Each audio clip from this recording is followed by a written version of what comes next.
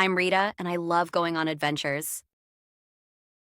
I'll tell you a secret. My favorite place in the world isn't a single city or mountain or even a cozy cafe. It's the driver's seat of a sky blue van with yellow curtains, the kind that lets golden light dance across the cushions and turns every sunrise into an invitation. For me, possibility smells like old paper maps and the faint sweetness of wildflowers pressed between their folds. On the seat beside me, there's always my adventure notebook, full of sketches and half-finished lists, folded receipts turned into bookmarks, and sandwich crumbs in the margins. You never know which note might spark the next journey. When the world feels cramped, when even the horizon seems stuck inside a box, I dig out the map I drew myself.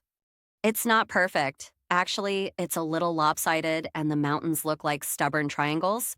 But each place is marked with questions instead of names. Who built the old bridge? What's beyond the wind-bent pine trees? How many colors can the sky turn when you watch from the coast? The van always seems to know the way.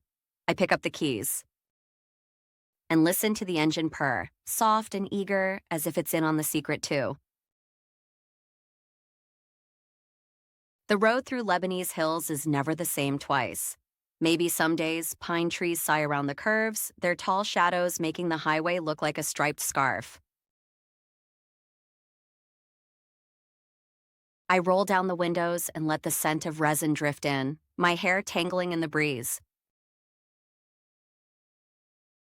Other times, we snake down toward the coast, where the sea glitters silver and blue. And somewhere far off, fishermen call out to one another as they haul in their nets.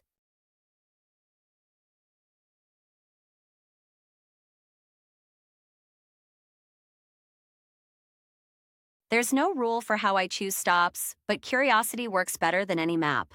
An old cedar grove, a bakery painted yellow, spilling the smell of warm minutiae, the ruins of a fortress perched on rock, so high even the clouds seem to pause for breath before curling around the towers. Everywhere I stop, there's a story waiting inside someone's eyes or on the back of a faded road sign. Once, I met an elderly beekeeper named Youssef, whose hands were gentle as sun-warmed stone. He let me taste honey straight from a golden comb, the flavor rich and almost minty, like summers never ended. Another afternoon, I heard the echo of drums behind a row of cedar trees, a rhythm as restless as my own feet. It was Sammy, a drummer my age, showing off beats on old paint buckets while we laughed and clapped together. Me keeping time on the van's steering wheel. The road gives back its treasures if you know how to look. A heart-shaped pebble from a riverbank, a pressed violet, brittle and perfect from beside an ancient stone path.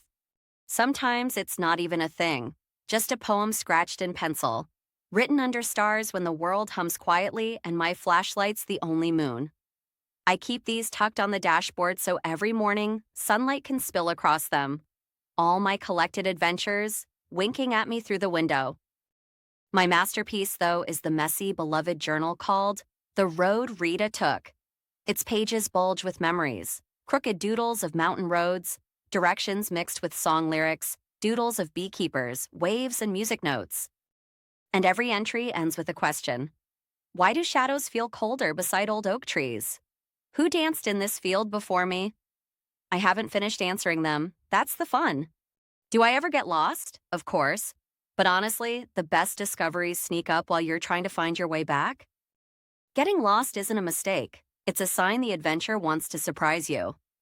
So, yes, I'm Rita. My van is blue, my dreams are big, and my map has no limits. Adventure is just around the bend.